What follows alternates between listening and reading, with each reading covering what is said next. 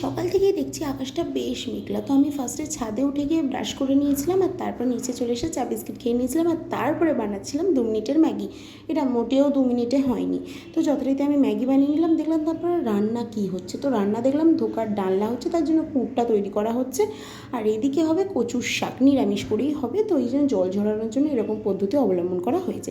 তো আমি আর দেরি করলাম না, স্নান সেরেই চলে গেলাম ছাদে। টপাটপ একটুখানি হালকা রোদ মতো উঠেছিল, তাই জন্য জামা কাপড়টা মেলতে। তো যথারীতি আমি জামা কাপড়টা মেলে নিলাম, আর তারপর একটু ছাদ বাগানটা আশেপাশে দেখে আমি চলে এলাম নিচে।